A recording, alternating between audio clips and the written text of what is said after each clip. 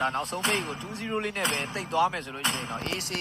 ဒါတသက်ရက်လေးနဲ့ပဲကျွန်တော်တို့နောက်ထပ်ဒါဂျပန်နိုင်ငံ Ichinakura မြို့မှာ Asian Games 2026ကိုဆက်လက်ပြီးတော့ရှင်ပြန်ရမယ့်အနေအထားတစ်ခုလည်းရှိပါတယ်ဆိုတော့ဒီနေ့ရဲ့နောက်ဆုံးပွဲစဉ်လေးကိုလည်းဒါလာနေတဲ့အခြေအနေကိုဒါတကယ်ချင်းနေသိအောင် like share လေးနဲ့ကျွန်တော်တို့ဒါတင်းစနကားရဲ့နော် page မှာကြည့်နေတဲ့ညီကိုတွေကျွန်တော်တို့ page တွေမှာကြည့်နေတဲ့ညီကိုတွေဒါဘယ်ရပဲကြည့်နေ like share လေးလုပ်ပြီးတော့မြန်မာအသင်းတင်းစနကား YG ကိုအားပေးသွားကြပါအောင်လို့လည်းပြောချင်ပါတယ်ဟုတ်ပါတယ်ဒါကျွန်တော်တို့ရဲ့အကောင်းဆုံးသောဒီနေ့အတွက်ကျွန်တော်တို့ game number 1ဒါကျွန်တော်တို့ last game ရဲ့ game number 1ပွဲစဉ်လေးတော့စတင်လိုက်ပြီဆိုပါဗျာကဲနော်ဒီပွဲမှာတစ်ဖက်ကတော့ Jungle ပိုင်းမှာတော့အကိုင်းပဲဗျကျွန်တော်တို့ကတော့ Han ရဲ့စူမျိုးနဲ့ပြန်ထွက်လာတယ်စင်ကာပူလိုတင်းတွေကလည်း rapid မှာကျွန်တော်တို့အရင်ကြီးတော့တင်လားငါလားပြစရာမလိုနေတဲ့အခြေအနေမျိုးဆိုတော့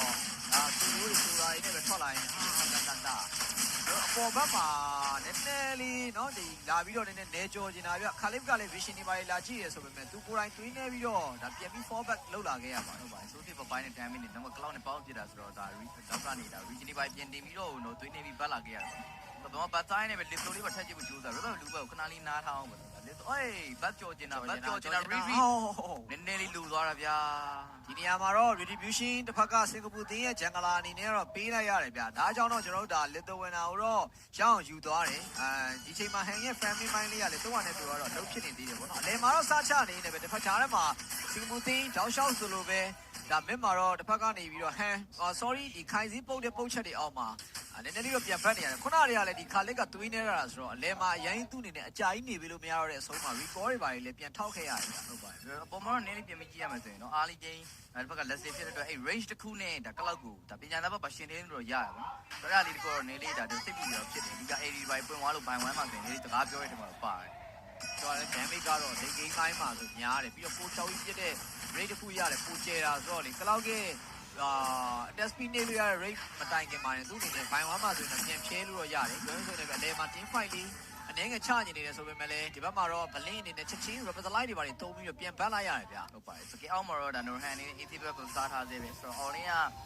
ကရင်းတော့အားလုံးနဲ့ဖြစ်တဲ့အတွက်နည်းနည်းလေးဒါတော့ထင်းကားလို့ရရတယ်ဒါပေမဲ့ level 4 time တခုရောက်သွားမယ်ဆိုရင်တော့တစ်ဖက်ကဒါမြင်တဲ့အတိုင်းပဲဆိုရာရဲ့တော့ time တခုနဲ့တစ်ဖက်ကတော့အကိုင်းတို့ဒါတော့ဇူရှင်းတို့ဘယ်လောက်ထိ pressure ပုံဖြစ်နေရှိရမယ်ဆိုတော့ဒါဆက်ချုံထဲမှာစောင့်နေတာအန်ရောက်နေတာတော့သိလောက်လာမှာ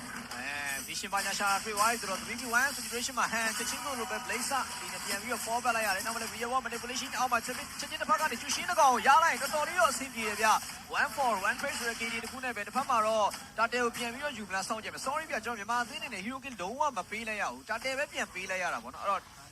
တခုတော့ trade လိုက်ရတယ်ဆိုတဲ့ပုံစံမျိုးလေးတော့ဖြစ်သွားတယ်ပြန်ရလိုက်တာလေမက်ကကျော်ကကျူရှင်းဆိုတော့မဆိုးလို့ပြောရတယ်နော်ဆိုရ magic ကိုတို့ဒါကောက်ထားနိုင်တဲ့အတွက်တော့ဒါသွားပြီးတော့အဆင်ပြေနေလို့ပြောလို့ရတယ်စကင်ကွန်မရောလေးပြက်ပြီးတော့ round လာပြီလက်စီရောစောသီးနေတာတော့ကိုတော့ကောင်းမယ်လို့ပြောရင်းနဲ့ပဲဒီနေရာမှာတောက်လျှောက် light round နေပါတယ်ဆိုတော့ခါလေးကတော့တန်းထောင်းသွားပါပြီခါလေးကအစိုးရကသူနည်းနည်းလေးသိရမလားအဝင်ထွက်လေးတွေကမြန်မာအသင်းဘက်ကိုဒါနည်းနည်းလေးကျွန်းချင်းလုံးချင်းနေဆိုပေမဲ့သူကိုယ်တိုင်လည်းခုနပြောလိုမျိုးပေါ့နော်ဒီချက်ချင်းမြန်မာအသင်းပေးတဲ့ damage တွေကိုဘလို့မှမခံစားနိုင်ဘူးဗျာဒါကြောင့်တေချာဒီနောက်ပိုင်းဘက်တွေမှာသူပရာရခေါင်းတူးဖို့တော့အနေငယ်အခက်တွေ့သွားနိုင်တယ်ပေါ်မှာလည်း Sanji level 4 time နေရဒါ lane free တွေကိုတော့သူရဲ့ blazing wave နဲ့ပဲနည်းနည်းရှင်းပြီးတော့Sanji တော့လမ်းထောက်တာနော်ဒါပေမဲ့လည်းရှေ့ရတော့ဒါချင်းလင်းရပြန်ကာပြီးရတယ်ဗျာအချိန်ကြီးကတော့ကောင်းသွားတယ်ပေါ့နော်မ wave တွေပဲခွဲပြီးတော့ dan on တော့ try ထားသေးတယ်အဓိကလည်း cloud ကလည်းလေကင်းနေသွားပြီးတော့ team work နဲ့လိုက်ချရမယ်လို့ဖြစ်တဲ့အတွက်ဒီချိန်မျိုးမှာတော့ရန်ကြီးလိုက်ကျွန်တော်တော့ဒါမလုပ်ဝေးပဲနဲ့ကောင်းဆုံး famous space ကိုပဲတော့ရှာထားတယ်ဆိုတော့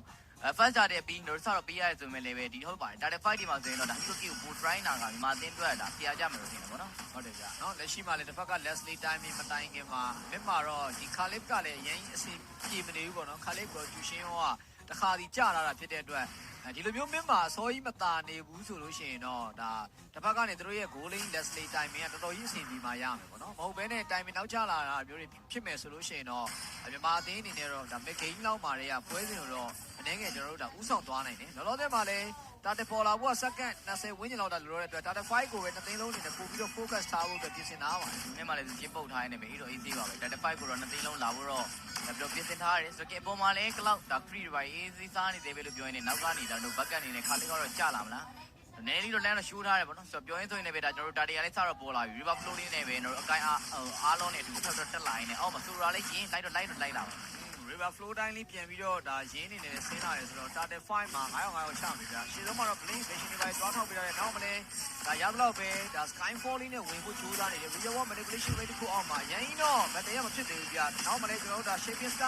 skyfall backline မှာ sandstone flicker နောက်မလဲတောက်ချောက်ဆိုလိုပဲ team 5ကို tornado strike တွေနဲ့ damage ပေးနေသလိုဂျားမှာ guy heavy spin ဂျားမှာတကယ်ပဲတစ်ဖက်ကတော့ single thing နေနေပဲခိုင်စဲရော blink ရောနှစ်ကောင်လုံးမှာရလိုက်တဲ့အနေထားဗတ်ဆိုင်လို့ single thing တော့ကောင်းသွားခဲ့ပြီဗျာဆန်ကြီးကောင်းဆုံးပြန်ပြီးတော့ပတ်ထားလို့ just ခုံချက်တွေနဲ့ကောင်းဆုံးတော့ဖက်လို့ရနေသေးတယ်ဒါပေမဲ့ let's see တဲ့ damage တွေလည်း long range တစ်ခုနဲ့တော်တော်လေးတော့နားတယ်ဆိုတော့ထပ်ပြီးခေါ်လာမယ် let's see တစ်ချက်လက်ပြ damage ထပ်လာမလား AD မှာထောက်ထားရင်နှစ်ကောင်လုံးကွင်းများခံလို့တော့မလောက်တဲ့အခြေအနေဖြစ်တဲ့အတွက်ရင်းမှာထပ်ပြီးပေးလိုက်ရတယ်ညခံလို့လည်းမရဘူးဗျာဘေးနာဟီရိုကစန်ကြီးဖြစ်နေတာဆိုတော့အရင်လဲလိုက်လို့မတန်ဘူးဆိုတော့ဒီချိန်မှာရင်းကိုယ်တိုင်ပြန်ကျသွားတယ်ဗျဒီပတ်တဲ့တစ်ခုမှတော့တကယ်ကိုစင်ကာပူသေးအနေနဲ့ကယူရိုကီ3ပေါင်လောက်ကိုပိုင်ဆိုင်သွားတယ် big first tower ကြီးပါတခါလေးရောက်ယူပြသွားနိုင်တာဗျတော်တော်လေးကိုစင်ကာပူသေးအနေနဲ့ကတော့ဒီပတ်တဲ့အပြီးမှာမြန်မာအသင်းဘက်ကိုနောက်ကပ်နဲ့တူပဲဟီရိုကီလေးတွေပါပြန်ပြီးတော့တာလာခဲ့ပါတယ်အားလုံးရဲ့ performance လည်းကောင်းသွားလေပါတယ်ဗျဒီနေရာမှာဆိုသူ့ရဲ့ဝင်ထွက်လေးနဲ့တောက်လျှောက်တော့ final set ရိုက်ပြီးတော့70 plus မှာပြန်ထွက်သွားနိုင်ခဲ့တဲ့ဒါ spectacle လောက်တာလေးတော့ကောင်းတယ်အပြင်တော့ range တစ်ခုကနေအပြောက် plan ပစ်နေတဲ့ဒါ Leslie ရဲ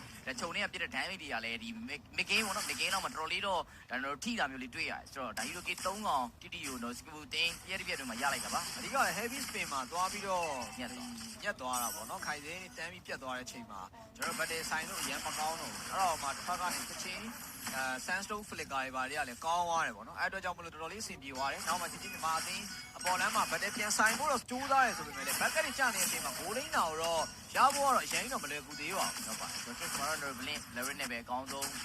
ပေါ်မှာလိုက်တော့ထိထားသေးပဲဗျဆိုအောက်မှာတော့ create တွေပါရှင်းပြီး tower တွေပါတွေကိုထိပါနည်းနည်းလေး create နဲ့တော့ push တာဆိုတော့အားလကိတိုင်းမှာတခုမှာတော့နောက်က 1k ဝင်းချင်းကိုစကမူတင်းမကိုစပြီးတော့ပေးထားရတယ်ဆိုပေမဲ့လည်းပဲကျွန်တော်တို့ရဲ့ draft အရာဟိုကတော့ late game မှာတော်တော်လေးဂုံးမဲ့ draft ထဲမှာတော့ပါတယ်ဒါပေမဲ့တခုပဲဗျတစ်ဖက်အကိုင်းလည်းဖြစ်နေတဲ့အတွက်လို့ objective battle target battle မျိုးတွေမှာဆိုရင်တော့နည်းနည်းငယ်ပို့ပြီးတော့မြန်မာတင်းထအားတာနေတာတွေ့ရပါတယ်ဟုတ်တယ်ဗျာနော်လက်ရှိချိန်နေမှာ network gap ကေ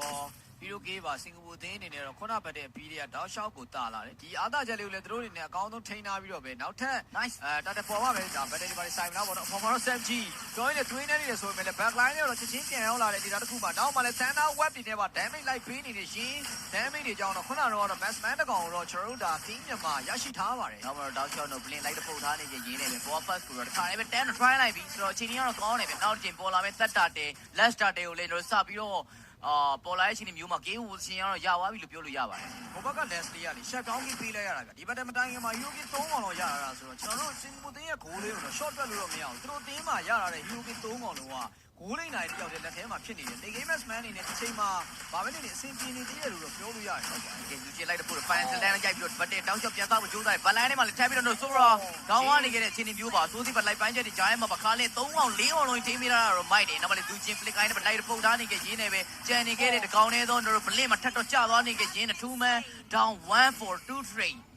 ဒီရပါတယ်နည်းနည်းလေးတော့မြန်မာအသင်းအနေနဲ့နော်ဒါပြန်ပြီးစိုးရင်ရင်မလေးတော့ရောက်လာပြီဗျာတာတယ်လင်းထပ်ပေးလိုက်ရမယ်အခြေအနေတစ်ခုတော့ရှိတယ်ခုနကတော့ဘတ်တယ်မှာလည်းကျွန်တော်တွေ့ရတော့ကတော့အားလုံးကလည်းတောက်လျှောက်ကိုသူ final split တွေတက်ချင်နေကိုဘတ်တယ်မှာတော်တော်ကြာအချိန်ဆွဲပြီးရနိုင်တယ်အဲ့ဒီမှာမှတောက်လျှောက်ဆိုလိုပဲဒီဘက်ကနေခါလစ်ကက်ဒိုနာထိုးတွေဆန်းဆုံးနေရတယ်အလုပ်ဖြစ်တဲ့တဲမှာပါတယ်ဗျာဆိုတော့တစားစားနဲ့သူတို့ဘက်ကနေ Leslie damage တွေလည်းပို့ပြီးတော့ထွက်လာသလိုteam fight လေးတွေကလည်းအကိုင်း heavy spin တွေပိုင်းနဲ့ပို့ပြီးတော့second target လောက်မှာတော်တော်အလုပ်ဖြစ်လာတယ်လို့ပဲပြောရမယ်နော်ဒီကတော့ dread time ကိုနည်းနည်းလေးမြင့်သွားတယ်လို့ပြောလို့ရတယ်ပေါ့နော်ဒါ NRSRG ဘယ်လိုပဲ skill တင်းနေတယ်ပေါ့ဆိုတော့တကယ်ဟိုသူတို့ရဲ့အကောင်းဆုံးဒါတို့ပုံစံကောင်းတွေကိုတော့မြင်တော့မြင်နေရပြီအော်လိမ့်မှလည်းနောက်တစ် feed တွေမထက်တော့တို့တက်လာနေကြရင်းနေပဲ online တာဝါမထက်တော့ကျိုးသွားပြီပုံမှန်လေးဟန်နေနဲ့ရရင်ရသလို create လိုက်ရှင်းတို့တာဝါတွေ like try ဆိုတဲ့ပုံစံတစ်ခုတော့ပြပြီဘက်ကလုံးဝ900လုံးပြူးကနေဟိုပဲလုံးဝတို့မကွဲပဲနဲ့တော့သွားရဲဆိုတတိုင်းဆိုတော့စော့ပြနေရပါနည်းနည်းလေးရှေ့ရပတ်တဲ့တာသွားတဲ့အတွက်တို့ဒီပုံစံလေးကိုပဲဆက်လက်ပြီးတော့ဒါဒီ found လေးကိုပဲတင်း found လေးကိုတို့ထိန်းထားရတယ်ပေါ့နော်တော့ပေါ်လာပေါ်တော့နည်းငယ်လိုသေးတယ်ဒီချိန်မှာတစ်ဖက်က Khalid အနေနဲ့ chest type ပေါ်တော့နေရာတွေပြီးသွားပြီဆိုတော့cloud ကြီးက test speed တွေနည်းငယ်ပြန် short ချလို့ရမယ်ဒီ Moana swap လေးကိုလည်းတစ်ဖက်မှာတော့ကျွန်တော်တို့ဒါ bowling SMG ပြီးသွားတဲ့အရေးရောင်လေးလည်းတွေးလိုက်ရတယ်။နောက်တော့ low battle တစ်ခုမှဒီမှာသေးအနေနဲ့ရှေ့ရတာတယ်ဒီမှာလို့တော့ထပ်ပြီးတော့တစ်ဖက်ကိုမပေးရဘူးလို့လိုတယ်။ low မှာပေးလိုက်ရရင်တော့အချာရှုံးကနောက်ထပ်တာဝါတွေပုံများလာလိမ့်မယ်။နောက်မှတော့ game center တွေပုံရင်းနဲ့ပဲဆက်ပြီးတော့စောင့်ကြည့်ရမယ်။ဒါတော့တောက်လျှောက်တို့ donate တို့ damage လေးတို့ရှိမယ်။ final slap ကောင်းဆုံးပဲဒါတို့ခုံတော့ခုံတက်သွားရင်လည်းပဲရင်းထိန်းထားနိုင်ပါသေးတယ်လော်ဒီပိုင်းမလာနေပြည့်အတွက်ဒီမှာရင်းတာလို့ပြောလို့မရသေးဘူး position တော့ရန်တိုးရဲ့ခါမျိုးမှာတို့ဒါ Blerick Root ခွဲတာတွေပိုင်းနဲ့အနေနဲ့ပြန်များနိုင်တယ်ဆိုပေမဲ့သူကိုယ်တိုင်လည်းထောင်းသွားမလားသူရတော့နေပြီးထောင်းသွားခဲ့ပါပြီအာဒီတော့မသုံးလိုက်ရဘူးဗျာထမ်းပြီးတော့ပဲကျွန်တော်တစ်ဖက်က heavy spin နေအောင်မှာဘလင်းချောင်းစောနဲ့ flick of finance နဲ့မှာ second down နဲ့ဒီပဲ six putin line နဲ့ပဲ sign နေပဲနောက်ဆုံး battery မှာဒီဘက်မှာလည်းကျွန်တော်ချက်ချင်းဆိုလိုပဲ hero kit တကောင်လောက်ကိုတော့ပြန်ယူပေးနိုင်ခဲ့တယ်ဗျာအားလုံးပါသွားတဲ့ချိန်မှာ six putin တအားကြီးတိုးချနေတော့ကြောင့် hero kit နှစ်ကောင်လောက်ကိုတော့ပေါ်ခံဒီမှာပြန်ပေးလိုက်ရတာသူတို့အနေနဲ့အမားလုံးမိလိုက်တယ်ဆိုတော့ကျွန်တော်အနေနဲ့တော့ပြောရမယ်ဗျာဟုတ်တယ်ဗျာဒီချိန်မှာ network ကပြန်ပေးလိုက်ရတယ် hero kit နှစ်ကောင်နဲ့တူပဲနောက်ထပ်ဒါပေါ်လာတဲ့ top position ကြီးပါအကုန်ပေးလိုက်ရတဲ့သဘောတော့ရှိတယ်ဒါပေမဲ့ပြန်ပေါ်ဖို့ကလည်း robot 9နဲ့ဒါစက္ကန့်5စက္ကန့်ဝန်းကျင်လောက်တည်းလိုရတဲ့တိတ်တော့မလွယ်ဘူးဗျာဒါတိုးလာဖို့ကလည်းဆိုတော့တစ်ဖက်ကလည်း Pora နဲ့တော့တစ်ခါလည်းပဲ down try နေမှာကိုင်းတဲ့ကောင်နဲ့ဆိုပေမဲ့ဝင်သွားမယ်ဆိုရင် shut down ကြီးဖြစ်သွားနိုင်တယ်ကဲ heavy spin လေးကိုသုံးပြီးတော့ဘယ်လိုမျိုးသုံးချပြမလဲကြည့်ရမယ် Shaping Sky မှာချက်ချင်း heavy spin မတိုင်ခင်ဟိုမှရင်းနေနဲ့သွားပြီးတော့ထိမ့်ပေးထားနိုင်တာဖြစ်တဲ့အတွက်ဒီလော်လေးကိုတော့မြန်မာအသင်းအနေနဲ့တေချာပေါက်ကတော့ပိုင်ဆိုင်သွားတယ်စကူသင်းဘတ်တယ်လိုက်ဆိုင်ပြီးတော့ချိုးသားတယ်ဆိုပေမဲ့ချက်ချင်း team မြန်မာစနကားအနေနဲ့ကတော့လော်ရသွားတဲ့တိုင်မြန်မာအနောက်ကို back to fan လုပ်ပြီးဒီ long နဲ့ crit တွေညှိပြီးတော့ပြန်တက်ပြီးလိမ့်နေချိုးရမယ်အစီအစဉ်တစ်ခုကိုပဲပြန်ပြီးရေးဆွဲရတော့မယ်ဗျာဒီနေ့ကလည်းအောင်မြင်မှု chance တော့များပါတယ်ဒီကအပြင် scan run နေ try လို့ရမယ်ဒါအထူးဖြင့် mid card first တွေပါတွေကတော့ဒီချိန်မှာချိုးလို့ကောင်းနေတဲ့ပုံစံမှာရှိရဆိုပေမဲ့3-4កောင်လုံးဝင်ထိန်းထားတဲ့အတွက်ဒီ first ကိုချိုးလို့လွယ်ပါမလားဆိုတော့မင်းမှာ3កောင်လောက်ဒီလိုရှိတယ်အောင်လိမ့်မှာလည်း cloud ကောင်နဲ့တွတ်ပြီးတော့လိမ့်ချောင်းခိုင်းတာပြီးဆိုတော့ free weight တွေအကုန်လုံးတော့မင်းမှာတစ်ခါအကိုင်းနဲ့တူပဲဖြည့်ရှင်းသွားနိုင်ပါသေးတယ်ကဲဒီချိန်မှာလော်လေးကိုတော့အပေါ်မှာပဲဒါ Leslie တို့ဒီ Khalid တို့ပြန်သွားပြီးတော့ပဲရှင်းနေတယ်ပေါ့နော် second tower လောက်ဒီတော့လောကတော့မရောက်ဘူးဗျဒီချိန်မှာလည်း first lot ဖြစ်နေတာဖြစ်တဲ့အတွက်ဖမ်းမှာတော့ easy ပြန်ပြီးတော့ရှင်းထုတ်ထားတယ်အောင်လည်း second tower မှာလည်း battery သွားဆိုင်ဖို့တကြိုးစားနေတယ်မ tower rate ထဲမှာ root ဖဲထားတယ်ဗျနောက်မှလည်း cloud samchi ပြန်ပတ်နေတဲ့ heavy spin လေးကိုလည်းလှလှပပပြန်ရှောင်ပြီးတော့ပဲဒီ tower ကိုရောက်တော့ပဲ damage ပေးပြီးတော့ပြန်ပတ်လိုက်ရပါတယ်ဟို Leslie ပြတဲ့ damage အရန်ကိတ်နေပြီမရတော့ဘူးတစ်ချက်ကတော့နစ်တယ်ဗျနောက်မှလည်းတော့ truth ပေါ်ပြပိုင်းပြီးတော့ပြန်တော့ဖတ်တော့ပတ်ထားရသေးပဲကျန်ခဲ့တဲ့တို့တကောင်လေးတော့ if ဘက်ကသူချင်းပုတ်တဲ့ damage တွေပဲထပ်တော့ရှောင်ပြကြဟိုဘက်ကနေရရင်းလို့ဝင်လို့မလွယ်သေးတဲ့အတွက်ဒီမှာ hero kit တကောင်နေနဲ့ဒါတစ်ဖက်ကရင်းအောင်ပြန်ပေးလိုက်ရပါတယ် Leslie လေးကိုတော့ထပ်ပြီးတော့နော် shut down ချနိုင်မှာတော့လွယ်မယ်မဟုတ်ဘူးဆိုတော့ဒီ hero ကတစားတစားနဲ့လေဂိမ်းတိုင်မီလေးလည်းရောက်လာပြီဆိုတော့ရောက်လာတော့မှဆိုတော့သူ့အနေနဲ့က damage ကချော့လာပြီကြာအာလီဘိုင်းက hero kit ရတာအကြောင်းသူ့အတွက်ကပို့ပြီးတော့ဒီချိန်မှာအဆင်ပြေတယ်လို့ပဲပြောရမယ်ပြီးတော့ Jungler အကိုင်းကလည်း attack ဟိုဘက်မှာလည်း beauty တွေပါပြီးနေပြီနော် Leslie အနေနဲ့က damage တော်တော်လေးကိုဖောဖောရောက်တော့ရှိနေပြီကြာချက်ဆိုရင်နားလေပြောတာအဲ့လိုအကိုင်းကတ်ထားတဲ့ပေးတဲ့အချိန်မှာသူ့ရဲ့ဒါ3ချက်လောက်ပေါ့ physical 3ချက်လောက်ဝင်သွားမယ်ဆိုရင်တော့တိတာတယ်ဆိုတော့အကိုင်းပြန်ကျော်ထွက်လော်ထွက်လာရင်တော့အန်နီရောများတော့တယ်မတော်တော့သူချင်းပြန်ပုတ်ထားတယ်ပဲဒီမှာ fly ဖို့အကောင်းဆုံးပြန်ပြီးတော့ cover ဝါးတယ်ဆိုရင်ပဲ backline တွေကနေနှိုက်ဖို့အတွက် roof ခွဲဖို့အတွက်ကြိုးစားနေပဲတကောင်နဲ့ရက်ကြံခဲ့တဲ့မရတော့ဘူးဗျအကိုင်းကတော့10တော့ထောင်းသွားခဲ့ပါပြီ sorry ရသူနည်းနည်းသွေး short ခံနေရင်းနဲ့ပဲဒါရှင်းဖမ်းဖို့ကြိုးစားတော့သူကောင်းကောင်းကြီးပြန်ပတ်နိုင်ဖို့အတွက်နော်ဒါဒီ heavy spin တွေပါတယ်သုံးခဲ့ပေမဲ့လည်းမရဘူးဗျနည်းငယ်ကျွန်တော်တို့ဒါ narrow space မှာ hero kit ပြန်ပြီးတော့ပေးလိုက်ရတယ် over the point situation မှာတော့ကျွန်တော် make a first tower နားဒီတိုးပြီးတော့ပဲဒါ YG တစ်ဖက်ကတော့ pressure ပေးဖို့တော့ကြိုးစားနေတယ်ဆိုပေမဲ့ထင်တော့လောက်ကြီးတော့လေကျွန်တော်တို့အရင် first tower တိုးဖို့ကနောက်က crit ပါမလာတော့ဘူးဗျာနောက်ကလေဒါတစ်ဖက်ကဒါပြန်ပြီးတော့ bucket ယူပြီးပြစ်နေတဲ့ဒါ damage တွေပါရှိသေးတယ်ဆိုတော့ decrease တွေရောရှင်းလို့လွယ်နေသေးပဲဆိုတော့ cloud ကိုယ်တိုင်လည်းဝင်တော့ကြည့်မလားဒီမှာတော့ tower ဆိုတာတဲ့အပေါ်မှာလည်း blue bug ကို set up ကြိုးစားတယ် flicker land တော့ရိုက်တိုင်းပဲစမ်းစုံတိုးမယ်ပြန်ပြီးတော့ဆွဲခေါ်တိုင်းဂျားထဲမှာမဟန်နောက်ကိုပြန်တော့ဒါ back ကရင်ဘတ်ထားလို့ဒီနားမှာလည်းရင်းကိုယ်တိုင်သွေးတစ်ဝက်ကျော်ကြာသွားတဲ့အတွက် battle time လို့တော့မလွယ်တော့ဘူးထင်တယ် final splat ကိုစမ်းစုံနဲ့ပြန်ပြီးတော့အုပ်ပြသွားတာလေးကလည်းတော်တော်လေးကောင်းတယ်ပေါ့နော်နောက်မှလည်းကျွရှင်းလာတဲ့ flag မှာ final splat တက်တော့ပါပြီ Valorant Brew တွေကြားထဲမှာနောက်ဆုံးမရတော့ဘူးဗျအားလုံး damage တွေပေးလိုက်ရပြီကြီးမြတ်မှာနောက်မှလည်း Sam G ပါတက်ပြီးတော့ပါဝိုင်းနေပဲ Hero Kit 3កောင်လောက်ကိုတော့ရုတ်တရက်ပျောက်ဆုံးသွားတဲ့ Team စနကအနောက်မှာပေါ်လာတဲ့ dot time နဲ့ကွက်တီတွားချနေတာကြီးတော့တော်တော်လေးကန်ဆိုးလာခဲ့ပြီဗျာဒီချိန်မျိုးမှာတကယ်ကျွန်တော်တို့ရင်ခုန်စရာပုံစံလို့ပြောလို့ရတယ်ဗျ Leslie တစ်ချက်ပြစ်တာတကယ်ကျွန်တော်တို့ဒါ true damage ပါထွက်နေပြီလို့ပြောလို့ရတယ်တစ်ဖက်ကဒါဘယ်လိုပြောနှစ်ချက်လောက်ပဲကလောက်ဆိုရင်ပျော်သွားတာပေါ့နော်အဲ့ဒီခုနဆိုရင်ဒါဟန်ကိုလှမ်းပစ်လိုက်တာဆိုရင်တော်တော်လေးအီစိန်ပြီးတော့ဘတ်သွားခဲ့ရတာဆိုတော့ तू ကတနေ့လေးဒီပွဲတော့အဖြေပြစ်လိုက်မယ်လိန်ကင်းရောက်လာဟုတ်တယ် Leslie လိန်ကင်းနော်ဒါသူ့အချိန်ခါတစ်ခုလိန်ကင်းဆိုတာထက်ဗျာ73မိနစ်ကတော့လိန်ကင်းတအားကြီးတော့မရောက်သေးဘူးဒါပေမဲ့လည်း Leslie က sorry က hero kit တွေရနေပြီးတော့ power spike ဖြစ်နေတာ713ဆိုတော့ Leslie ကိုမအိမ်နိုင်ဘူးဆိုလို့ရှိရင်တော့ဒီချိန်မှာဘာပဲနေနေ team မြန်မာအနေနဲ့ကတော့ battery ကလုံးဝတာလာဖို့တော့မရှိဘူး Leslie ကိုကျွန်တော် battery မှာလုံးဝ shut down ချနိုင်မှသာပြန်ပြီးတော့ပဲအဆင်ပြေမယ်အဲ့လိုပဲတစ်ဖက်မှာလည်း Leslie ကြာသွားရင်တေချာပေါက်စင်ကာပူအသင်းအနေနဲ့ကပြားတုတ်ပြီဗျအဲ့တော့ကြောင့်မလို့ကျွန်တော် team မြန်မာတစ်ဖက်ကဂိုးလိမ့်တာတော့ပြန်လည်ပြီးတော့ပဲ high ground defenses ကနေဘယ်လိုမျိုးအပါခေါ်နိုင်မလဲဆိုတော့စောင့်ကြည့်ရပါဦးမယ်ဟုတ်ပါတယ်ဆိုတော့ case လော်လီကတော့ make ကနေတက်လာပါပြီတခုပဲဗျအဓိကတော့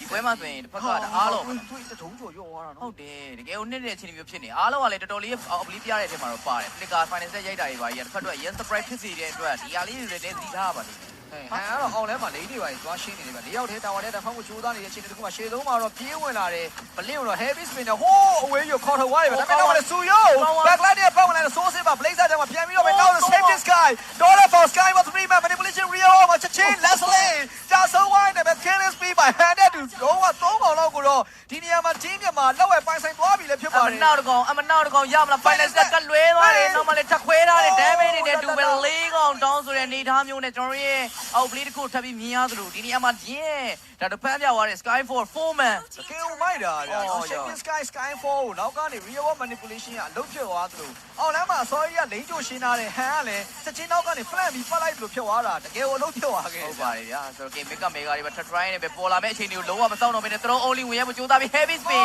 တကွက်နဲ့တော့ and 2ကျင်နေဆိုပေမဲ့ရပါမလားတောက်ရှော့ထိန်းထားနေရင်တော့အကိုင်းမှာ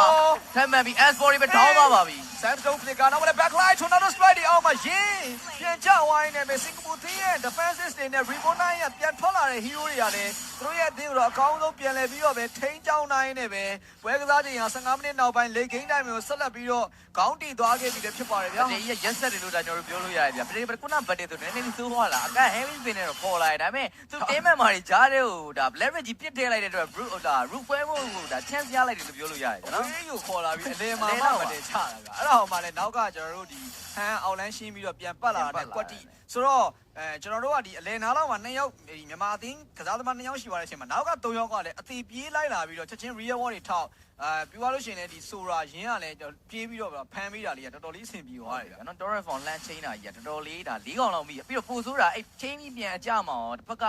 ဘယ်လိုပြောမလဲခိုင်စီပြန်သုံးသွားတဲ့ real world ထဲမှာကွက်တီသွားဖြစ်တာပေါ့နော်အဲ့တော့အကုန်လုံးဒါဖြာကလေးသင်းပြီးပျောက်သွားတာဆိုတော့ပြောသလိုပဲဗျာ Leslie ကြာရင်တော့မရဘူးနော်ဟုတ်တယ်နောက်တစ်ချိန်လော်လဲပို့လာပြီဆိုတော့ဒီလော်ကတော့အဖြေဖြစ်မယ်ထင်တယ်သင်းလို့တယ်ဒီလော်ကတော့ဖြေပဲ Leslie ကိုလည်းလိုက်လံရှာဖွေဖို့လုပ်လို့လေဘက်ကခါလစ်ကလုံးဝအနားကိုမခွာဘူးဗျာတောက်လျှောက်အောက်သွားရင်အောက်အပေါ်သွားရင်ပေါ်ရေတောက်ရင်တော့ဘေးနားမှာလိုက်ထိုင်နေမယ်ဆိုတဲ့အထာမျိုးနဲ့တောက်လျှောက်ဆိုသလိုပဲနော်ဒါဘေးကနေဘက်ကတွေတော့ပေးထားပါတယ်ဒါပေမဲ့လည်းပေါ်လာမဲ့ low battle မှာ 5/5 ဆိုတော့ position တွေကိုရှာဖွေဖို့လေကျွန်တော်ရဲ့မြန်မာအသင်းသွားပြီးတော့လုပ်နေတဲ့ zone image နဲ့ခုနလိုရင်း back line နဲ့ဒီတစ်ဖက်ကဂိုးလိန်တော့ဝင်ဖမ်းမယ်ဆို flicker နဲ့ဆိုတော့ surprise ဆိုရင်တော့တေချာပေါက်မိတယ်ဗျဟုတ်တယ်အဲ့တော့နည်းလေးတော့ဆောင်းတော့ကြည့်ရမယ်ပေါ့နော်ဆိုတော့ mid lane မှာတော့3-4ကောင်တော့တို့ချောင်းနေပြီတစ်ဖက်က low stand try နေပြီသူတို့ရဲ့အားသက်ချက်တစ်ခုအနေနဲ့အကိုင်းဆိုတော့ရှိတယ်ဒါပေမဲ့ကျွန်တော်တို့ကတော့ back line control ရန်လို့ကောင်းတဲ့ဒါတို့ Sora တို့တစ်ဖက်ကကျွန်တော်တို့hand hero တွေပါသွားကြည့်မယ်ဆိုလဲ serious ဖြစ်နေတဲ့အတွက်အဲ့ဒါတော့လုံးလို့ကောင်းတယ်ဒါပေမဲ့အေးအောင်လင်းလေးကိုချင်းချပလိုက်အောင်ပြန်ပြီနော်ခုနကတော့လိုပဲဗျာနော် bad draw လေးပါလေးနည်းနည်းကြည့်နေပြီးတော့မှဒါအောင်လမ်းမှာတော့ Leslie အနေနဲ့လိန်ပြန်သွားရှင်းနေတဲ့အချိန်တစ်ဖက်က channel hero တွေကလိန်သွားရှင်းဖို့အရင်ကြီးမတွေ့ဘူးဗျဒီနောက်ကိုပြန်ဒီ opposite lane မှာတော့နောက်ကိုပြန်လာဖို့ကတော်တော်လေးကိုကြာမယ်ပေါ့နော်အဲ့ဒါကြောင့်မလို့ dot dance နေတဲ့အချိန် lane free တာ pressure ပေးနိုင်မယ်ဆိုရင်မာအသင်းဘက်ကတော်တော်လေးတော့လိန်တိုင်မှာအားသာနိုင်တယ်ဗျဒါမှတော့ Sorai နဲ့ AD ဘာညာကုံသွားပြီဗျဆိုတော့နောက်ကိုတော့ပြန်တော့ပတ်ထားရတယ်ဆိုတော့ဒါ time limit တစ်ခုတော့စောင့်ရမယ်တော့လေတစ်ဖက်ကတကယ် try လားဆိုတော့ရင်းတော့မလုပ်ရဲသေးဘူးဗျတစ်ဖက်ကတော့ထွက်နေတဲ့ damage output တွေ blind controller တွေလည်းဒါလောဘောပေါက်နေတဲ့အတွက်အချိန်တခုတော့စောင့်ကြည့်ဒါပေမဲ့ low force ဓာတ်ကြီးကိုရင်းပေးဖို့ဆိုတော့မဖြစ်ဘူးဗျဒီ heavy spin ဘာညာပြန်သုံးပါတော့ကြည့်ဒါပေမဲ့တစ်ခုသတိထားစရာရှိတာ ကျွန်တော်တို့ဘက်ကလည်း specific game ဗျနော်အဲ့တခုတော့ရှိတယ်ကဲလက်ရှိမှာ 5/5 ဒီတော့ကတော့တကယ်ပဲ dance နေနဲ့သွေးလေးရလဲဟိုဘက်နဲ့ဒီဘက်နဲ့အကိုင်းလို့ရှိရင်သွေးတွေပါတော်တော်နဲနေတဲ့အတွက်ဘလူးဘက်တော်မှာဒါသူပြန်ပြီးလှည့်ပြီးလုံနေရတယ်ပေါ့နော်အောက်လန်းမှာဒီ mega ပေါက်ထားတာဖြစ်တဲ့အတွက်ကျွန်တော်တို့ရဲ့မြန်မာအသင်းကအဲ့အောက်လန်း lane free ကိုပဲအနေငယ် pressure ပေးပြီးတော့တက်တာတော့ပိုကောင်းပြီဘာလို့လဲဆိုဟိုဘက်က lane သွားရှင်းဖို့က Leslie ပဲရှိတယ်သိကြတယ်ကျန်တဲ့ကောင်တွေသွားလို့မရဘူးဒါပေမဲ့ Leslie သွားနေရဆိုတဲ့အခြေအနေတစ်ခုမှလည်းဒါရားသလောက်ကြည့်ရမှာဒီဘက်မှာတော့ပုတ်ပြီးတော့ battery ပါဆွဲထုတ်ပြီးဆိုင်လို့ရမယ်ဆိုလို့ရှိရင်မြန်မာအသင်းအတွက်အဆင်ပြေတော့မယ်ပေါ့ဟုတ်ပါတယ်ပြောရင်းဆိုရင်အခုချိန်မှာ battery စားဆိုင်မှုမြန်မာအသင်းကပြင်းနေပြီအောက်မှာ lane wave ကနည်းနည်းလေးတူတူတာနေပြီဆိုတဲ့အတွက်ဒီအောင်ပဲခွင်ကောင်းယူပြီးကျင်းတော့ဝင်လာ flick ကလည်းလက်အိမ်နဲ့အော် position တွေကလွဲသွားသလိုနောက်က Leslie ပြစ်တဲ့ damage တွေခံနေရတဲ့ကြားထဲမှာပြန်ပြီးတော့ဘတ်လို့ရမလား heavy spin ပြတ် data နေကြရင်းနဲ့ဖက်က cloud ပြတဲ့ damage တွေသွားကောက်တော့ roof streamer လက်တော့ခွဲ final set 4 man ပြန်ရိုက်တဲ့အားလို့ damage တွေကောင်းတွေကို back line နဲ့မတောက်ချော့လိုက်နေတာတဲ့တို့ Evo Quilla တွေကောင်းတယ်ဆိုပေမဲ့လည်းပဲဒီနေရာမှာတော့နည်းလေးတော့ပြန်ပတ်လိုက်ရပါတယ်ဆိုတော့တစ်ခါမှလည်း hero game နှစ်ကောင်ကျသွားတဲ့အနေဒါတစ်ခုမှ Singapore team Leslie ရှိနေသေးတာဆို damage double kill point Leslie နဲ့တူနောက်မှလည်း team fight ကိုမာသေးပြန်တူလိုက်တော့မှ immortal ချက်ပြန်ထားလာတဲ့ Leslie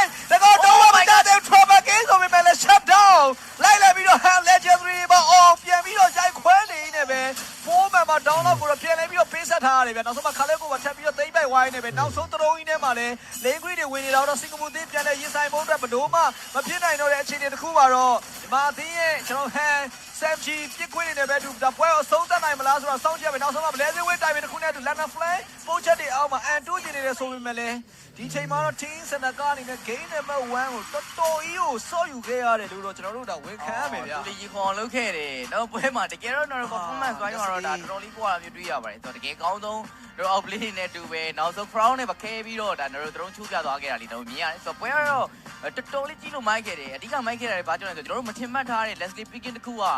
ဒီထက်ကျွန်တော်ထင်ထားတဲ့ပို့ပြီးတော့လုံနေခဲ့တာနော်ဟုတ်တယ်ဗျကျွန်တော်တို့ထင်ထားတာမထင်ထားတဲ့ drop pick တခုကထင်ထားတာထက်ကိုပို့ပြီးတော့သူတို့အနေနဲ့လှုပ်ပြနေတယ်အသင်းတိုင်းကိုတော့ရှုံးနေခဲ့တယ်ဆိုပြီးမြန်မာအသင်းနဲ့တွေ့ဆုံချိန်မှာတော့သူတို့ဒီအကောင်းဆုံးပြိုင်ဖက်အနေနဲ့တော့ game number 1ကိုဒါဆော့ပြနိုင်ခဲ့တယ်ဆိုတော့ကျွန်တော်တို့ဒါနော်ဒီတော့အတိမတ်တော့ပြုတ်ရမယ်ဗျဟုတ်တယ်ဒါပေမဲ့ hero nature ကြောင့်ဒါကျွန်တော်တို့ပြောသလိုပဲ Leslie damage ထွက်တယ်မှန်တယ်ဒီ hero က rate နဲ့ချေဒါပေမဲ့ခုနလိုမျိုးရှုပ်ချက်ခတ်နေတဲ့ battle မျိုးတွေထဲမှာ position UV ပြစ်ဖို့က cloud တို့ Moscow တို့လိုမျိုးattack speed အဲ့လောက်ကြီးမြန်မနေတာတကြောင်ပြီးတော့ SK စရာ spare ရလဲ flicker ကုန်ဝိုင်းကျန်တာဘာမှမရှိနေတဲ့အတွက်ဒီလိုမျိုးကျွန်တော်တို့ဘက်ကဟန်ဆိုခုနကတော့ blazer နဲ့ဝင်ပြီးစိုးစေးပါနဲ့ပြေးပိုင်းလိုက်တာနဲ့ရှော့တာပဲပေါ့နော်ဒါမျိုးတွေကကြတော့တခြား match man တွေဆိုရင်ပြန်ပြီးတော့ရှောင်ရှားလို့ရတယ်သူရဲ့အားနည်းချက်လေးတွေက late game မှာ damage ထွက်တယ်ဆိုပေမဲ့လည်းဒါမျိုး battle တွေမှာတော့သူ့အတွက်ကထိလွယ်ရှလွယ်ဖြစ်ခဲ့တယ်ပေါ့နော်ဒါတော့ important တူရှိလို့ဒီကတော့ကျွန်တော်တို့ဒါအားလင်းနဲ့နေငယ်တယ်ပေါ်သွားရဲဆိုတာတဲ့ Leslie ကိုအဲ့လောက်ထိဒါမတွေးထားတဲ့အတွက်တုံသွား type ထိုင်ပါတော့မလုပ်လွတ်ပေးထားတာပေါ့နော်အဲ့တော့ free fan ဖြစ်သွားတာလည်းပါတယ်ဆိုတော့ဒီပွဲတော့ MVP ကတော့လုံးဝ end up ဖြစ်နေတဲ့တန်းကို fight နဲ့ရန်ကိုမိုက်တယ်ကျွန်တော်တို့ရဲ့ဟန်ပဲဖြစ်ပါတယ်ခင်ဗျာဟန်ပဲဖြစ်ပါတယ်814နဲ့လည်းတေးရန်ဆိုးနေတဲ့စင်ကာပူအသင်းကိုဒါစင်ကာပူ region မှာပဲပြန်လည်ပြီးတော့အကောင်းဆုံးလုပ်ပြလိုက်တယ်ပေါ့ဗျာ game number 1မှာတခြားအသင်းတွေနဲ့ကတော့စင်ကာပူအသင်းကရန်မဆိုမြန်မာအသင်းနဲ့တွေ့တာနည်းဆိုးတယ်နော်ဆိုးတယ်ဒါဘာလို့စိုးမှလည်းရတာမှာသူတို့လည်းအမှတ်မရခဲ့တဲ့ဆိုတဲ့ bike ကဒါလည်းမှန်ကထွက်ရမယ်ဆိုရင်တော့အမှတ်မရခဲ့ဘူးဆိုတဲ့ bike ကပိုဆိုးတဲ့အတွက်သူတို့ရေကုန်ရေကန်းဗျာဒါသူတို့ energy အကုန်ကိုသုံးပြီးတော့ဆော့ရတဲ့ပွဲလည်းဖြစ်နေပြီဗျာဟုတ်တယ်သူတို့လည်းအကောင်းဆုံးငါတို့အသင်းလည်းအကောင်းဆုံးဆော့ပြတယ်ဆိုတော့ဒါပုံရိပ်တစ်ခုတော့ခြံနာခဲ့ဖို့ကလည်းလိုတယ်ဒါပေမဲ့လည်းသူတို့အခက်မသိ game number 1မှာ9တောင်နိုင်ဝါနိုင်တဲ့အခြေအနေမျိုးထီကိုဒါသူတို့က in game ထဲမှာဆိုလို့ရှိရင်ဆော့ပြထားနိုင်တယ်ဆိုတော့နောက်တဲ့ game number 2ပွဲစဉ်မှာလည်းဘယ်လိုမျိုး drop pick တစ်ဆန်းလေးနဲ့ဆက်လက်ပြီးတော့ team Seneca ကိုရင်ဆိုင်ရှင်းပြိုင်သွားမလဲဆိုတာတော့မကြခင်မှာကျွန်တော်တို့ဆက်လက်ပြီးတော့ကြည့်ရှုရမယ်သူတို့အသင်းကတော့တေချာပေါက်နောက်တစ်ဆင့်ကိုမတက်တော့ဘူးဆိုတော့လည်းသိတယ်ဒါတော့မှအဲ့ဂျားတွေကနေမြန်မာအသင်းကိုအခုလိုမျိုးရေကုန်ရေကန်းဆော့ပြနေတယ်ဆိုတာလေကျွန်တော်တို့ဒါ cloud တွေ Moscow တွေပေါ့နော်ဒီလို hero တွေရှိဦးမယ် Harry နဲ့လည်းရှိပြီးတော့ချလို့ကောင်းမယ် hero မျိုးတွေပေါ့နော်ဒါလေးတွေပဲထပ်ထွက်လာမှာ Moscow ပေါ့နော်ဆိုလိမ့်မှာ Moscow ပြီးတော့ E ကတော့မြန်မာအသင်းဘက်ကိုကောင်းကောင်းကြီးဒါသူတို့အနေနဲ့ pressure ပေးနိုင်ပါမလားအရင်ခေါင်းတိုးပြီးတော့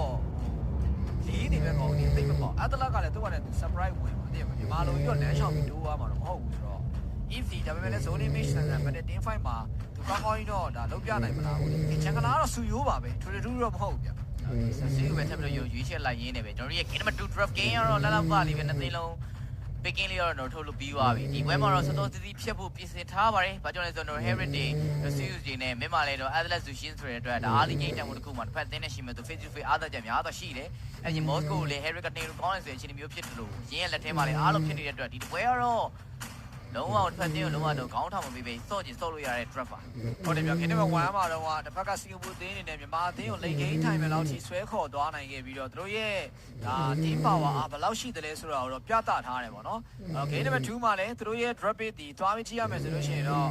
ဒီ Paquito တွေပြီးတော့လည်းဒါ Federation လိုကောင်တွေတော့ပြန်ရတာတယ်ဒါပေမဲ့မြန်မာအသင်းရဲ့ drop ကိုတော့ဒါပူအားရတယ်ပေါ့နော်ကိုမြန်မာအသင်းမို့လို့ပြောတာတော့မဟုတ်ဘူးဒီ Atlas Jushin Harry ကိုမှဆူယိုးလေးနဲ့တသက်ရက်လေး AC အာလီဘန်နဲ့ damage ပေးပြီးတော့ပွဲစဉ်ကိုနော်ပြန်လဲပြီးတော့ဖြတ်ဖို့တော့စဉ်းစားရတဲ့သဘောပါပဲဟုတ်ပါတယ်စကဲအားလုံးပဲဒါကျွန်တော်တို့ရဲ့ဒီနေ့အတွက် last game ဖြစ်သွားနိုင်တဲ့ကျွန်တော်တို့ရဲ့ game number 2 Singapore team သက်ကျွန်တော်တို့ team မြန်မာ team Seneca တို့ရဲ့ရှင်းပြနေတဲ့ပွဲစဉ် draw game ပြီး in game တော့စတင်ပဲဖြစ်ပါတယ်ခင်ဗျာအားလုံးပဲဒီပွဲစဉ်လေးကိုလည်း like and share လေးနဲ့တူကျွန်တော်တို့ team Seneca ရဲ့ Facebook YouTube channel တွေမှာအားပေးသွားလို့ရပါတယ်လို့ပြောရင်းနဲ့ပဲပွဲစဉ်ကတော့စပြီဗျာအော်လမ်းမှာတော့EHP လေးမှာ Paquito နဲ့နော်အားတော့ပါနေနေမချက်ပိုင်းကတော့ level 1တွေမှာတစ်ဖက်က Paquito ကတော့နည်းနည်း spare သုံးရတာတော့ level 1 2တွေမှာပို့ပြီးတော့ပေါ်ပေါ်တီတီသုံးလို့ကောင်းတယ် spare cooldown တွေကလည်း spare cooldown ဆိုတာလည်းနည်းနည်း damage ထွက်အောင်ပို့ထိုးလို့ကောင်းတယ်ပေါ့နော်အလဲမှာကတော့ကျွန်တော်တို့ထုံးစံတိုင်းပဲတစ်ဖက်က Eve နဲ့ကျွန်တော်တို့ဒီ Hater ဖြစ်တဲ့အတွက်နည်းနည်းလေးပုတ်ပြီးလိုက်တိုးလို့ပို့ကောင်းမယ် Atlas ကတော့ level 4 time မှာကျွန်တော်တို့အများကြီး blink ကိုပို့အားကိုးရမယ်အားလီပိုင်းကတော့ဒါနောက်ကနေပြီးတော့ဒီခိုင်စဲကျူရှင်းနဲ့ပေါင်းထောက်ထားတာဆိုတော့ပြည်ပါဟုတ်ပါတယ် second မှာဆိုရှင်လိုက်တဲ့ပုံနေချက်ချက်ကိုတော့တော်တော်လေးတော့အီးတယ် second နောက်ကတော့ပြန်တော့ဆုတ်သွားပါပြီဒီမှာတော့မကြခင်ချိန်လေးမှာပေါ်လာမဲ့တောင်တော့တာတေးပါရရှိမယ်တာတေးပတ်တင်မစခင်မှာတစ်ဖက်ကတို့ဒါဟီတာနေနဲ့ serious ဆိုတော့ vision light ထောက်ပြီး pressure မြန်ပေးမလားပေါ့နော်ဒီတို့တွေပါတော့ river ပေါ်ပြီးစားထားတာဗျ easy ပဲ တက်တက်ဝင်လာလေးလည်းရတာလေအောင်လိုင်းက go crack ကိုပါထပ်ပြီးတော့เนาะဒါဟန်အနေနဲ့လိမ့်နေပါဒါ roam မေးထားသေးတယ်ဒါတယ်ကတော့ကျွန်တော်တို့ဒါနောက်တစ် second 30လောက်မှာ sorry ဒါပေါ်လာဖို့တော့ရှိတယ်ပေါ့နော်အဲ့တော့ပွဲကစားချိန်ဒီအစောပိုင်းနေမှာကျွန်တော်တို့မြန်မာအသင်းရဲ့ draft ကအားသာဖို့ရာခိုင်နှုန်းတော့များတယ်တစ်ဖက်ကလည်း fair play နဲ့သူဒါ double retrieve ပါပြန်ယူလို့ရတာရှိတယ်ဆိုပေမဲ့ first တက် second တက်လောက်ကိုလည်းအခုလာမြန်မာအသင်းစားယူထားနိုင်ခဲ့မယ်ဆိုရင်စင်ကာပူအသင်းကပွဲကစားချိန်အစောပိုင်းနဲ့လေဂိမ်းဒီကျွန်တော်တို့ဒါအနေမများတဲ့အချိန်တွေလောက်ထိဆွဲခေါ်မသွားဘဲနဲ့ပွဲကိုတော့ဖြတ်လို့တော့ရနိုင်ပါတယ်ဆိုကေနော်ရီမှာဘာဆက်လုပ်လဲပေါ့နော်ပေါ်မှာတော့ heavy drive ဖြစ်နေပြီပဲဒါမော့စကိုပြတဲ့ damage လေးနည်းငယ်တော့ခံနေရတယ်ပေါ့ဆိုတော့ range တစ်ခုရလဲမော့စကိုကဒါဒီ early game မှာတော့နည်းလေးပို့ပြီးတော့အားသာမယ် game လောက်ဆိုတော့ heavy ပြန်ဆွဲလို့ရတယ်ပေါ့ပါတယ်ဆိုကေဒီခါလေးပဲတာတေးကစနေလို့ all လေးမှာ first let 10 try ဘက်ကွီတိုထောင်းအောင်ဆိုတော့ဘက်ကွီတိုအနေနဲ့ကလည်းတကောင်နဲ့နည်းနည်းလေးဟိုဘယ်လိုပြောမလဲလွတ်နေသလိုဖြစ်သွားတာပေါ့နော်သူတို့ကတာတေဝါကြတော့ချက်ချင်းစင်ကာပူသင်းအနေနဲ့တော့သူတို့ဂျန်ဂလာသွားကြည့်လိုက်တယ်အောင်လမ်းမှာတော့ကျွန်တော်ဘက်ကွီတိုလေးနဲ့ပေးလိုက်ရတယ်အလဲမှာလည်းအေး final slat လေးနဲ့နောက်ကလော်တင်မင်းနဲ့တော့လှလှပပလေးပဲ Tara Ray အောက်မှာချက်ချင်းဆိုသလိုပဲတစ်ဖက်ကနေပြီးတော့ဟေးတာပါပေးလိုက်ရတယ် flick ကတော့မလောက်ဘူးဗျတခါလေးပဲ10တော့ထောင်းသွားတာပေါ့ဆိုတော့နောက်ထပ် bug type တွေပါထပ်လို့ဒီပြင်ဆင်ထားတဲ့တော့ပါတယ်ဗျပုံလေးက Google တွေပါလိုက်တော့ချိန်ထားတယ်ပဲ easy ပဲဆိုတော့ရဲ့ pattern လေးတိုင်းကိုနေတယ်နော်ဒါတွေပါမေ့တာ Yogi ကတိကပါနော်အေးဒါတော့နားတယ်ပြီးရမတန်းထီတာအော်လာလ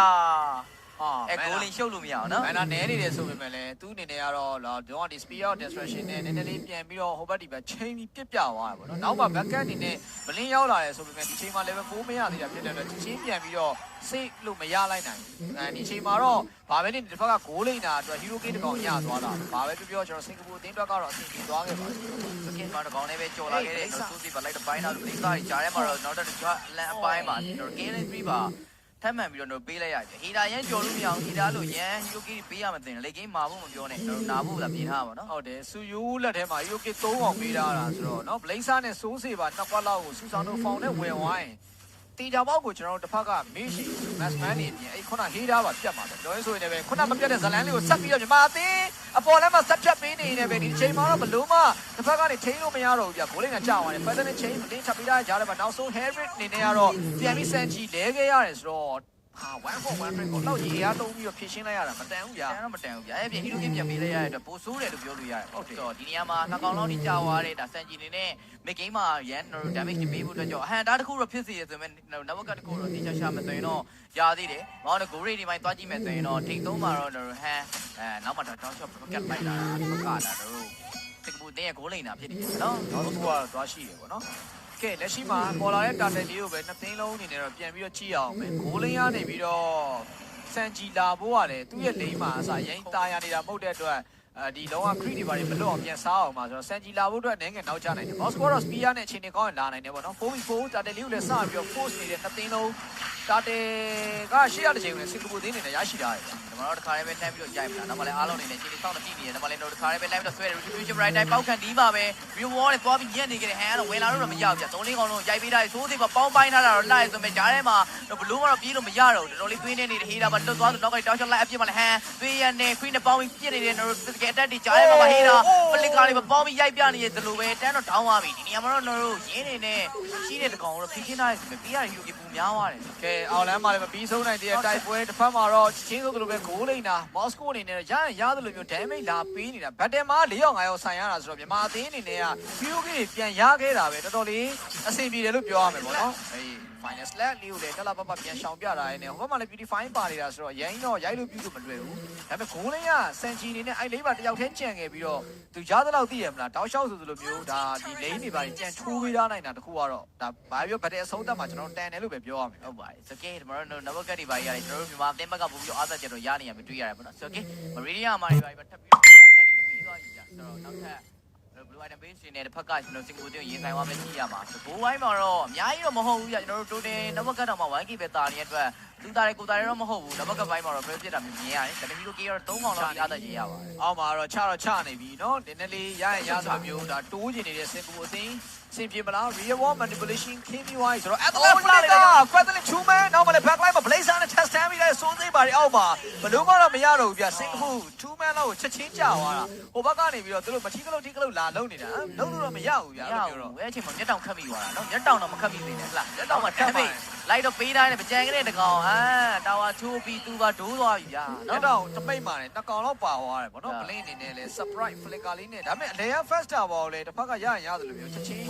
ပြန်တော့ယူပြသွားနိုင်တယ် hero game ပိုင်းဆိုင်ရာမှာတော့9ကောင်17ကောင်ရှားထဲမှာ hero game ကွာချက်6ကောင်လောက်တော့ရှိနေတယ် network ပိုင်းဆိုင်ရာမှာလည်း3000ဝန်းကျင်လောက်ကိုမြန်မာအသင်းဒါထပ်ပြီးတော့တာလာတာဖြစ်တဲ့အတွက်ဒီဘော်ရဲ့တာတယ်ကိုဒါထပ်ရလိုက်မယ်ဆိုပို့ပြီးတော့ပွဲရပြတ်တက်ကိုပြတ်လာနိုင်တဲ့အခြေအနေမျိုးတွေဖြစ်လာမှာ ကျွန်တော်တို့တာတယ်လေးကိုစတော့ try နေပြီနောက်မှလည်း view ရှိမယ်ဝင်လာဖို့တော့ကြောက်လဲဒါတော့ first print ဖြစ်နေတဲ့အခြေအနေမျိုးမှာအဲ့ဒါကဖြစ်တဲ့ list ကိုရန်တတိထားနေရတဲ့အခြေအနေမှာတော့ရှိတယ်ဒါပေမဲ့တို့ကူလောင်းလေးတော့တွက်ထားပါမယ်ဒါပေမဲ့နောက်ကနေ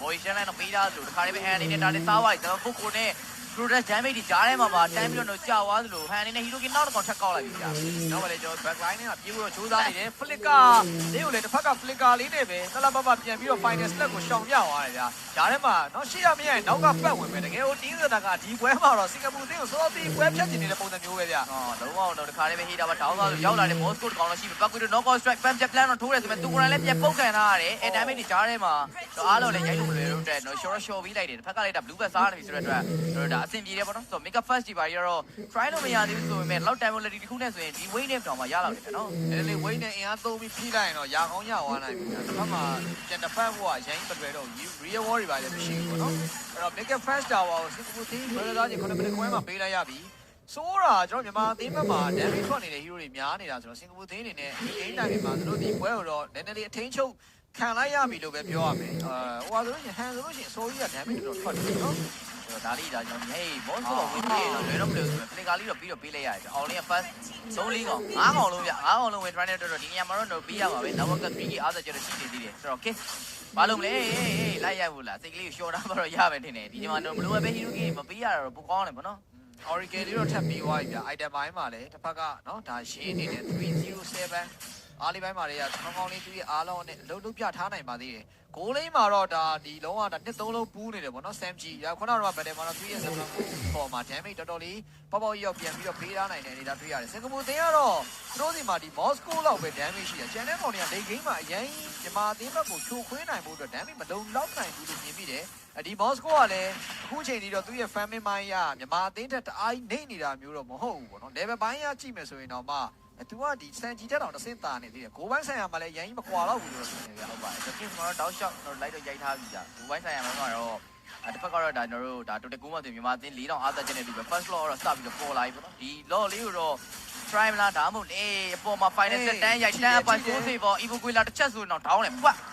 ်အနေငယ်လိုသွားတာဗျာနဲလေးကတ်လိုသွားတယ်နော် Evo Quila လေးကထိသွားရင်တွေးရတော့တော်တော်ရော့သွားနိုင်တယ်လောကလည်းပေါ်လာတာဖြစ်တဲ့အတွက်ပေါ်မှာဂိုးလိမ့်တော့အရင်ဖြတ်ပြီးလောမြန်မြန်စစလုပ်ဖို့အတွက် YG ချိုးသားတာပါဒါပေမဲ့လည်း hero game မရခဲ့ဘူးဆိုပေမဲ့ law ကတော့ဆက်ပြီးတော့ကျွန်တော်လုံးလို့တော့ရနေသေးတယ် Moscow အနေနဲ့အပေါ်လဲမှာချန်နေခဲ့တာကိုကောင်းကောင်းသိတဲ့အတွက်ဒီ law ကိုတော့ဒီမြန်မာစနကအနေနဲ့ဒါနော်ဟန်နဲ့စပြီးတော့ပဲကင်ပါပြီ။ကျွန်တော် Holy Christian ပါပြီးသွားခဲ့တဲ့ Herrick ရဲ့ဒီချိန် main game တက်မှုတစ်ခုဒါရန်ဟိုတော့နားနေပြီးပြောလို့ရတယ်။ low turn try နေတယ်နော် pattern ဝင်လာပြလမ်းကြောင်းတွေအကုန်လုံးလဲဘလင်းကဘဲသွားမလဲဆိုလိုက်မင်းနဲ့ပဲဘဲမှသွားစရာမရှိတော့တဲ့နောက်မှာတခါတည်းပဲ low ပေးလိုက်ရရင်နဲ့နောက်မှလည်း knock strike ဘာညာ light တင်နေတဲ့ပကူတူကပြတ်ပတ်ထားတဲ့အချိန်မှာသူတို့ high ground defensive ကိုရွေးချယ်လိုက်တယ်ပိုတော့ကောင်းပါတယ်။ရွေးချယ်လို့လဲသူတို့မရတော့ဘူးဗျာဒီချိန်မှာသူတို့ဒီတဖြည်းဖြည်းနဲ့ဒါပွဲကနေလာတန်ပိုပြန်ပြီးတော့ကျလာတယ်ကျွန်တော်ပြောသလိုပြမော်စကိုကလုံးဝသူ့ရဲ့ fan မင်းကတော့စန်ဂျီထက်ကိုနှိမ့်မနေတဲ့အနေအထားတစ်ခုမှရှိတယ်ချက်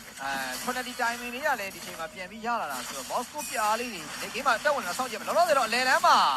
နော်ကျွန်တော် header အနေနဲ့ဆက်လက်ပြီးတော့ပေးနေတာဒီဘက်သူအရင်ဆုံးကြာတော်တော်များတယ်ဗျအဲ့ဒါကြောင့်လည်းမြန်မာအသင်းကကျွန်တော်ဟန်ကအစောကြီးပို့ပြီး damage ထွက်သွားတာသိတယ်ဆိုတော့ကဲဟီတာကြလီများတယ်လို့နောက်ကနေပလစ်ကားနဲ့ပြန်ဝင်လာမျက်လုံးမမိသေးနဲ့တခါနဲ့လမ်းဆွဲပါဂျန်ကလိုက်ပါလာပြီသမကို Prodet အကုန်ကောင်းရိုက် final slap ပါသွားသလို3ကောင်လုံးဒေါင်းသွားခဲ့တဲ့ကျွန်တော်တို့မျက်စိတမိတ်ဘတ်တယ်တစ်ခုအတွင်းမှာပဲဒီကဘူးတင်းဒီနေရာမှာတော့ကျွန်တော်တို့ဒါဘတ်တယ်လေးတော့ပေးသွားခဲ့ပြီနော်ကဲ surprise လောမလာခင်မှာတွေကလောတော့မလုပ်ဘူးဆိုတဲ့ထားမျိုးတော့ team စနက game number 2မှာစင်ကာပူတင်းကိုတော့လုံးပြနေခဲ့ပြီလောကလည်းပေါ်လင်း second tower ရနေဆက်လက်တက်လန်းလာနေပဲ Reborn ရတော့ချက်နဲ့3ကောင်လုံးဒါစင်ကာပူတင်းဘက်ကလည်းပြန်ထွက်လာဖို့တော့ရှိလိမ့်မယ်ပေါ့နော်အဓိကအပေါ်မှာ Mega Holy ရှိတွေဘာတွေလည်းကျန်နေသေးတာဆိုတော့လောကတော့ပြီးတော့ပြီးသွားခဲ့ပါဟုတ်ပါဆိုကက်ဘာလင်းတို့ရင်းနေနဲ့ဒါ Flicker ပိုင်းမရှိဘူးဆိုတော့ရန်တော့မလုံးဘူးရအပေါ်ကတို့ဒါ Mega ဘာထပ် try မယ်ဆို first zone နဲ့ Mega 2 lane ရသွားပြီ wave ကလည်းနောက်ထပ်အောက် lane မှာထပ်ပြီးတော့တုံးလို့ရရဆိုမယ်ဘက်ကတင်းမှန်ပါအကုန်လုံးပြန်ထွက်လာတဲ့အတွက်ဒါလေးနဲ့ပဲကျင်းတတ်မလားပေါ့နော်အဲ့ဟန်အဲ့ဘယ်လိုပဲဘက်ကရင်းပေါ့နော်ရင်းအားလို့ပြေးပြီးခေါင်းလို့တာကြောက်ဖို့တော့ကောင်းတယ်ကြောက်စရာကောင်းတယ်နော်ချက်ကနေအန်ဒီလည်းများတယ်ကြောလဲချမ်းတယ်ရိုက်တော့မလားပေါ့ကျွန်တော် Okay, speed out discretion. လည်းငယ်လေးလွဲလာပါသေးတယ် Hero K ကလည်း9កောင်12កောင် Network က 9K ကြော်ကွာဟာနေတဲ့ game number 2မှာစင်ကာပူသေးနေတဲ့ပြန်လဲ camper point တွေရဖို့တော့တကယ်ကိုခက်ခဲနေပါတယ် final slash ဂျားထဲမှာထပ်ပါသွားပြန်ပြီဆိုးစစ်ပါ Blaze ကြီးနဲ့တူနောက်မှာလည်း KN speed ပိုင်း SMG နဲ့ပဲ Hero K တွေအထက်ထက်ဆိုသလို team စင်ကာပူဆက်လက်ပြီးတော့ပြည့်ဆက်နေရတယ်ဗျာ ဟုတ်ပါတယ်ပုံမှန်လဲဒါတို့ခြုံနေကနေစောင့်နေတဲ့ဒါတို့ဒီတာတို့ဘာလို့ရှိမယ်လောဘိုင်မလာခင်မှာနော်အဲ့လို make up wave နဲ့တင်တို့ချဖို့ဒီစီကနေ900လို့တန်းရှိုးနေတယ်သိရမလားဒါပါလေ တော့တွေပါတော့တိတ်ဆောင်းတော့မှာမဟုတ်ဘူးဗျာသိတယ်မလား Hero K က easy ယူလို့ရတယ် Hey dash final slash နောက်မှာ featherly chain ပါသွားတဲ့ကောင်အဘူးတော်မပြေဘူးတန်းပြတ်ပဲဗျာ9လို့တိုးရတယ်တစ်ဖက်မှာ team စင်ကာပူ3ကောင်ကြာဆုံးနေတဲ့အချိန်မှာဘလို့မှထိမရအောင် Blaze ဆိုးစိမ့်ပါတယ်မှာ hand Java King နဲ့ပဲသူတစ်ဖက်မှာ Hero K 4ကောင်လုံးကြာဆုံးနေတဲ့ team စင်ကာပူတစ်ဖက်က back window ထွက်လာမှာတော့အကောင်းဆုံးသူတို့ဒီပြန်လည်ပြီးတော့ defend ထားသေးတယ် lane green တွေထပ်တက်လာမယ်ဆိုလို့ရှိရင် defend လို့လွယ်ပါမလားဆိုတော့စောင့်ကြည့်ရမယ်ဗျာ ဟုတ်ပါတယ်ဒါမှတော့နောက်ထပ်ဒါတို့ Hero K ထပ်ပြီးတော့ကောက်ဖို့ဒီနှကောင်ပဲလိုတော့တဲ့အတွက်ဒီနှကောင်တော့တခါတည်းဝင်ကင်းမလားပကွေတော့ထိုးထားရဆိုပေမဲ့လည်းထီတော့မထီဘူးဗျာတို့ဘက်ကဝင်လာတဲ့ crew နဲ့တူပဲတင်း white out နဲ့တူတို့ဒါစင်ကာပူတင်းကိုပါထပ်မှတ်ပြီးတော့ရိုက်ခွဲခဲ့ပြီဖြစ်ပါတယ်ခင်ဗျာ ကဲကျွန်တော်ရဲ့ team မြန်မာတင်းစနကားအနေနဲ့ကတော့ဒီနေ့ရဲ့နောက်ဆုံးအုပ်စုတွင်နောက်ဆုံးပွဲစဉ်တင်းစင်ကာပူ2-0ဆိုတဲ့ result ကောင်းတစ်ခုနဲ့ပဲသူအနိုင်ရရှိသွားရင်းနဲ့ပဲ Asian Games 2026 qualifier အဆင့်ကိုတော့ဒါကြော်ဖြတ်သွားနိုင်ပြီးတော့ပဲเนาะတစ်ဖက်ကကျွန်တော်တို့နောက်ထပ်ရှင်ပြိုင်မဲ့ဒါ Asian Games 2026အတွက်ကိုဒါဂျပန်နိုင်ငံ Ichinagura မြို့မှာဆက်လက်ပြီးတော့တွားရောက်ရှင်ပြိုင်ရတော့မှာလည်းဖြစ်ပါတယ်ဗျာ